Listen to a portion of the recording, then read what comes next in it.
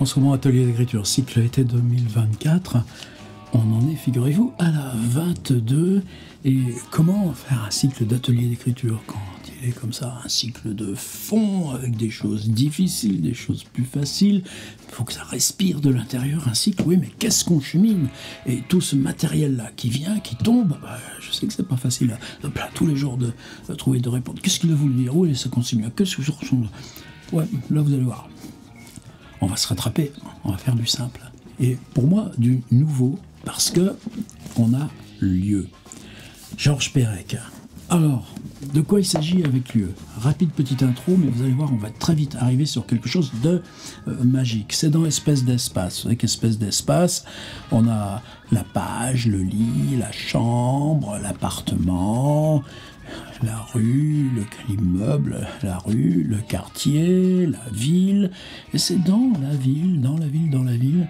Et c'est dans le chapitre La rue. Je ne m'étais jamais fait la réflexion d'ailleurs que la rue est probablement le plus long d'Espèce d'espace. Faudrait vérifier. Mais ça vient pas tout de suite. La rue, les immeubles sont à côté les uns des autres, ils sont alignés, il est prévu qu'ils soient alignés. À l'inverse, des immeubles qui appartiennent presque toujours à quelqu'un, les rues n'appartiennent en principe à personne. Il n'est pas fréquent qu'il y ait des arbres dans la rue. Prends son temps, Pérec. À certains carrefours jugés particulièrement dangereux, la communication entre les trottoirs à chaussée, la jonction de la chaussée et les trottoirs porte le nom de caniveau, etc. 2, et puis des petites scènes, j'ai vu 2 aveugles dans la rue de Linné. Et puis ensuite 3, travaux pratiques. Observer la rue de temps en temps, noter ce que l'on voit. La rue, essayer de décrire la rue, de quoi c'est fait. Des magasins, les cafés. Combien y a-t-il de cafés? 1, 2. C'est obligé à voir plus platement. Alors rien que par cette phrase, c'est obligé à voir plus platement. Tu t'en souviens des travaux pratiques de Pérec. Mais est-ce qu'il dit qu'il va les faire lui-même? Est-ce qu'il dit que nous, on doit les faire? Sur quoi il arrive? À preuve qu'il arrive sur une expression qui va reprendre comme un leitmotiv, déchiffrer un morceau de ville. Déchiffrer, c'est pas pour la musique qu'on dit ça. En déduire des évidences, la hantise de la propriété par exemple, décrire le nombre des opérations auxquelles se livre le conducteur d'un véhicule automobile lorsqu'il se gare, déchiffrer un morceau de ville, ses circuits, pourquoi les autobus vont-ils de tel endroit à tel autre, qui choisit les itinéraires, les gens dans les rues, d'où ils viennent, c'est d'où qu'ils viennent, où qu'ils vont, qui qu'ils sont. Ils s'amusent, Pérec, un petit peu de vous-même. Continuez jusqu'à ce que le lieu devienne improbable. Et puis ensuite, ou bien. Et c'est seulement dans le petit 5 que là, il y va.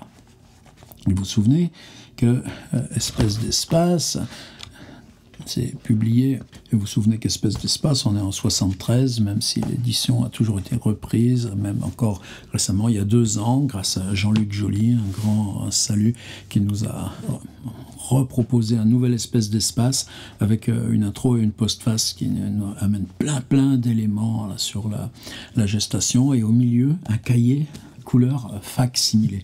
Et c'est Jean-Luc Joly aussi qui a été le responsable de l'édition de Lieu, si je ne me trompe pas, tout seigneur, tout honneur, édité et introduit par Jean-Luc Joly, je ne me trompais pas. Et c'est un passage légendaire d'Espèce d'espace qui clôt la rue. Note sur un travail en cours en 1969. Donc vous voyez que ça remonte déjà à 6 ans. J'ai choisi dans Paris 12 lieux, des rues, des places, des carrefours, un passage, ou bien dans lesquels j'avais vécu, ou bien auxquels me rattachaient des souvenirs particuliers. Désolé si vous savez ça par cœur. Et là on attaque. J'ai entrepris de faire chaque mois la description de 2 de ces lieux. L'une de ces descriptions se fait sur le lieu même et se veut la plus neutre possible.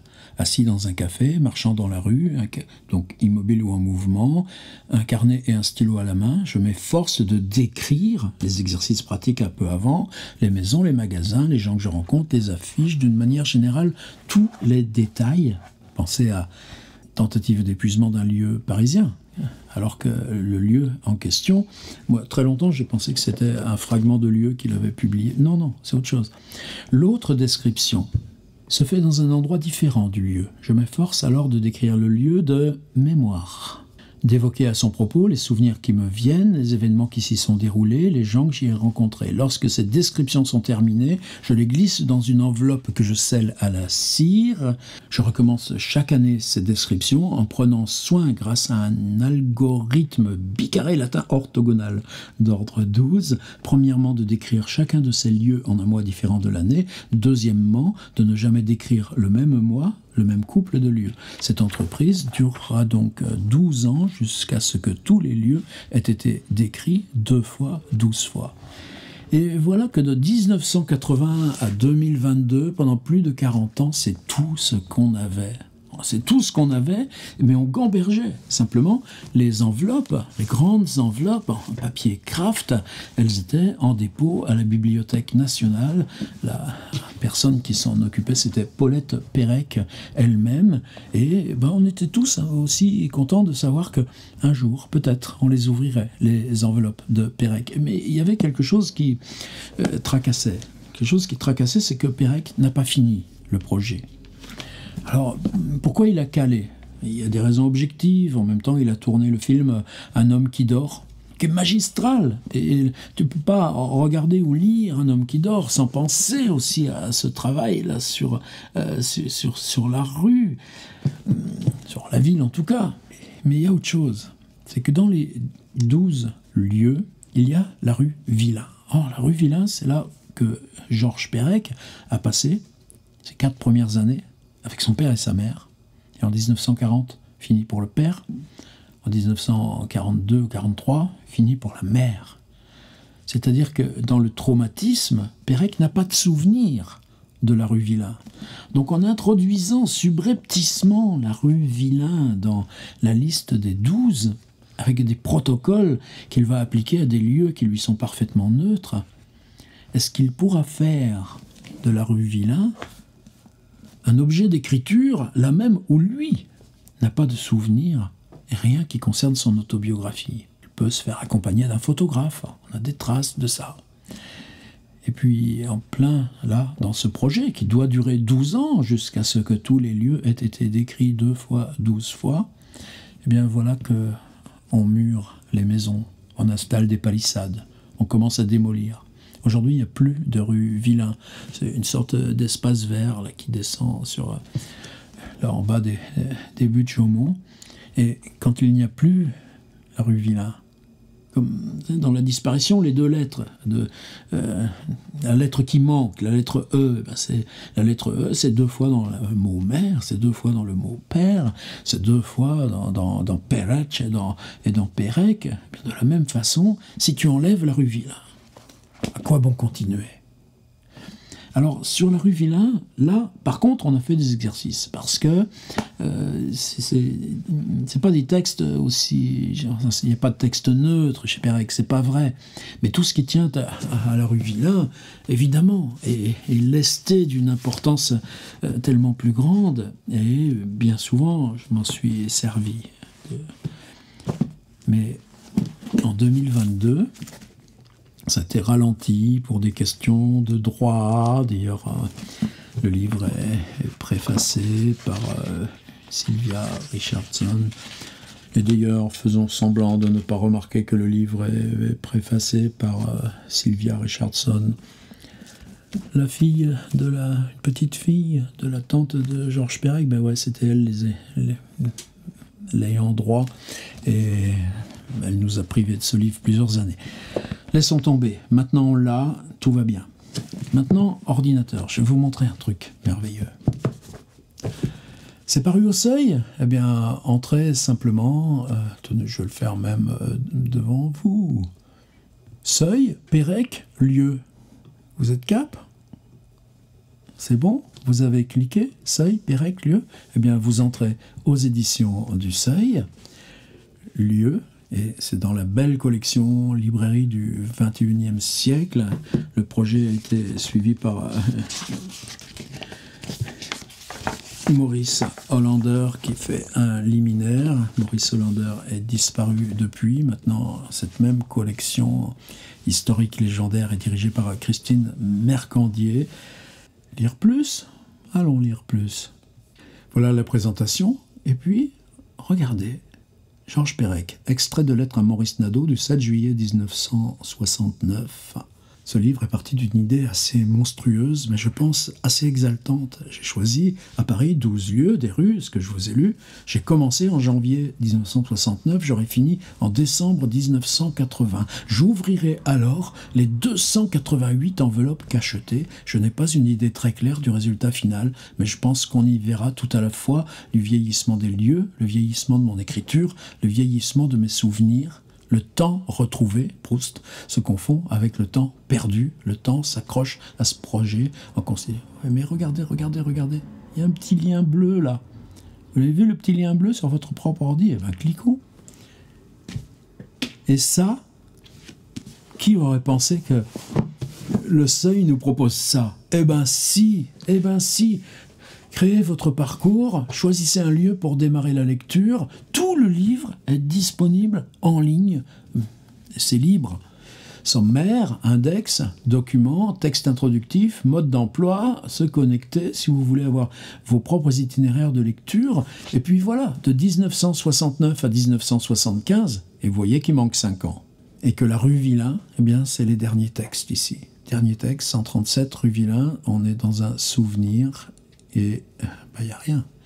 Par contre, si je reviens et que je vois rue Villain, là, réel, eh bien, on a ce texte qui est légendaire. Travail égale torture sur un des panneaux en ciment qui couvre la presque totalité du côté impair de la rue, 27/9/1975, 2 heures du matin. Et on a les manuscrits du texte, 138, et c'est là que le texte s'arrête, dans la démolition de la rue Villain. Et si je reviens, eh bien, attendez, si on retrouve une autre rue Villain, quelque part, 92 Villain. Dimanche 5 novembre 1972, partie de l'avenue Ségur vers 13h avec Philippe Eugénie Cuffler. Sommes passés chez Paulette, déposer la vieille machine à écrire Underwood dont Paulette a besoin pour taper le rewriting, puis il y a même plein de notes en plus de Perec possédait effectivement une machine à écrire de Mac Underwood, série Farmlion, mais comme il l'a précisé dans le texte 51, il a ensuite acquis une machine à écrire électrique dans le Hörspiel, etc. Vous voyez, comme c'est c'est incroyable de disposer de cet outil-là. Moi, le texte, le livre, lieu que j'ai acheté à Paris, tout près de la rue Villain, au Mont-en-l'Air, exprès, eh ben, c'est sûr que je ne vais pas m'en séparer, c'est à moi. Mais l'utilisation que j'en fais, c'est sur le site, via le site, tout le temps, le site. Et maintenant, regardons tout simplement en haut. 92, Villain, virgule, réel, 4. Vous vous souvenez du texte? Une série se fait sur place, décrivant ce qu'on voit, avec des protocoles différents, et une série se fait ailleurs, hors du lieu, et se fait de mémoire. Alors, si je reviens là, là, on va avoir la lignée bleue en haut, claire, qui est ce souvenir, Villain, souvenir, 1, lieu numéro 15, août 69, et là, il écrit le 22 août 1969, vers 14h, il est au moulin d'Andé, on peut toujours aller visiter le moulin d'Andé. Et là, c'est une réflexion. Je crois que je ne suis même pas né rue Villain, mais non loin, rue des Pyrénées.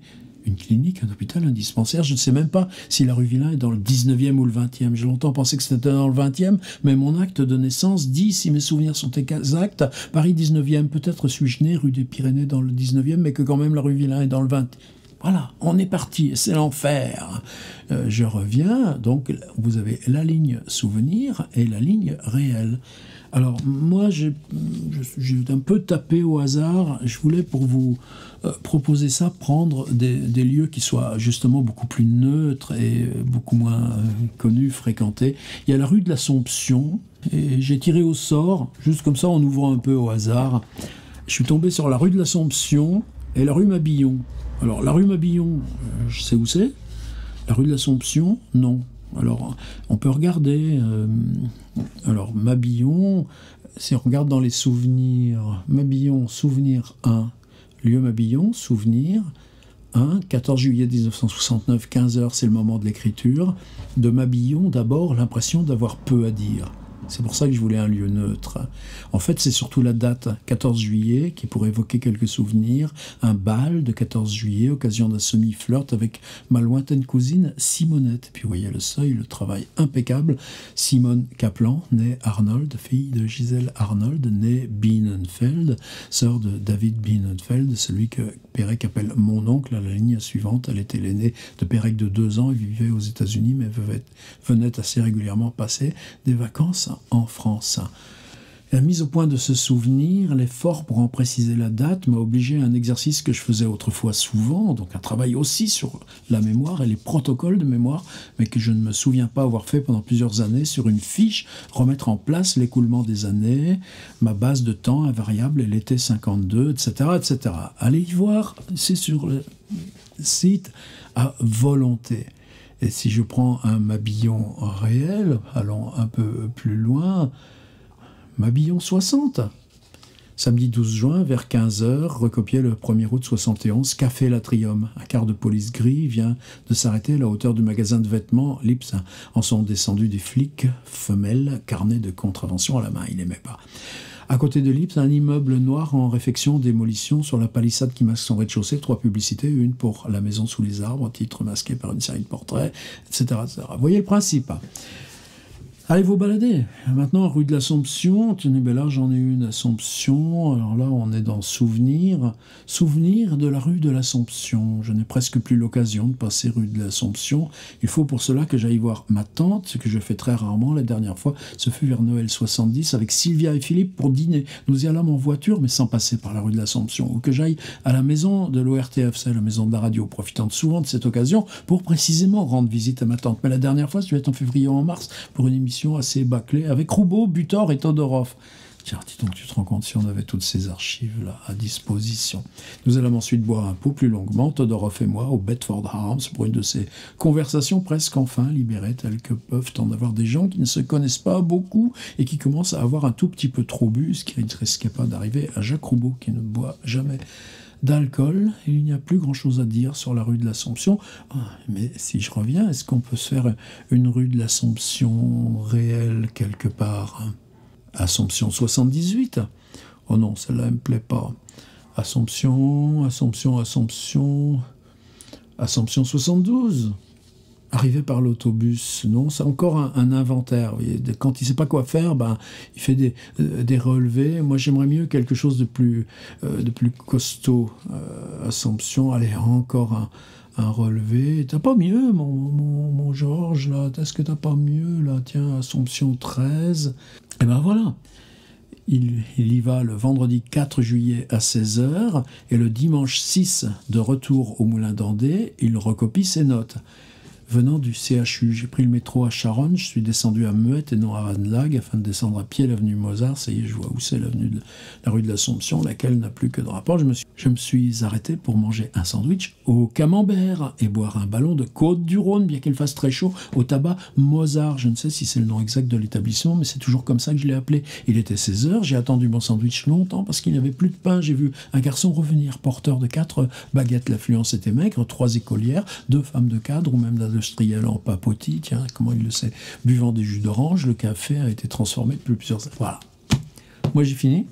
Alors, résumé de la consigne, puisqu'on dit de toute façon, tes vidéos, il suffit qu'on écoute les 2 dernières minutes, on a la consigne, c'est pas la peine d'écouter ce qu'il y a avant. Si vous voulez, c'est pas grave. Eh ben, en l'honneur de lieu, allez, je vais quand même vous faire un petit montage avec un petit bout d'Assomption ou un petit bout de Mabillon pour vous montrer comment il s'y prend. Moi, ce que je voulais faire, et c'est la première fois que je le propose, c'est de prendre un lieu comme ça pour lequel vous disposez à la fois d'expériences récentes ou immédiates et d'expériences lointaines. C'est-à-dire qu'on va tromper Pérec. À chaque fois, on trompe l'auteur dont on parle. Comment on va tromper Pérec? Lui, il fait l'expérience en direct. Il va rue de l'Assomption, il va rue Mabillon. Et puis, une autre fois, eh bien, il se souvient de la rue de l'Assomption, il se souvient de la rue Mabillon. Eh bien, nous, on va tromper Georges Pérec, parce que je ne vais pas vous envoyer là, dans les rues autour. On va travailler sur un souvenir d'une rue maintenant. Un souvenir récent d'une rue, pas plus. Important la rue? Oui, important la rue, parce qu'on marche dedans, on traverse et on s'en va. Et puis, cette même rue, il y a bien longtemps. Alors à vous de trouver le décalage. Quand je dis bien longtemps, si je traverse Saint-Michel-en-Lerme, moi je sais faire, je peux refaire dans ma tête ce qu'est une traversée de Saint-Michel-en-Lerme. Là, il y a 2 mois et demi, là il y a 2 ans et quelques, pour un enterrement. Et puis, est-ce que c'était la même expérience quand je revenais de l'école primaire? Oui, et je peux faire le même trajet à distance dans ma tête. Hop là, tu es en 1961, tu t'en souviens parce que il y avait le fils Osmond qui était mort en Algérie. Et puis de l'autre côté, il y a, eh bien là c'était en 2021 quand vous étiez revenu avec les frangins et la famille pour l'enterrement.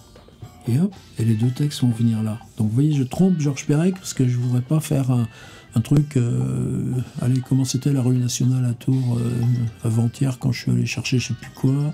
Et puis, comment c'était il y a 10 ans quand c'était pas les mêmes magasins. Non, c'est pas ça. Mais je voudrais qu'on travaille donc de mémoire. Et comme Georges Perec fait une opposition souvenir et réel, on écrit 2 textes.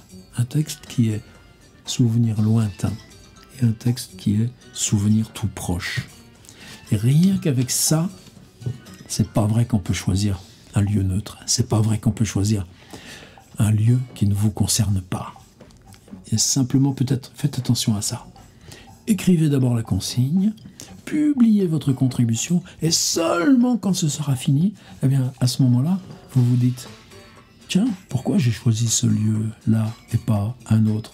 Oh, j'aurais tellement mieux fait de me simplifier la vie en choisissant autre chose. » Mais ça, c'est seulement après. Voilà.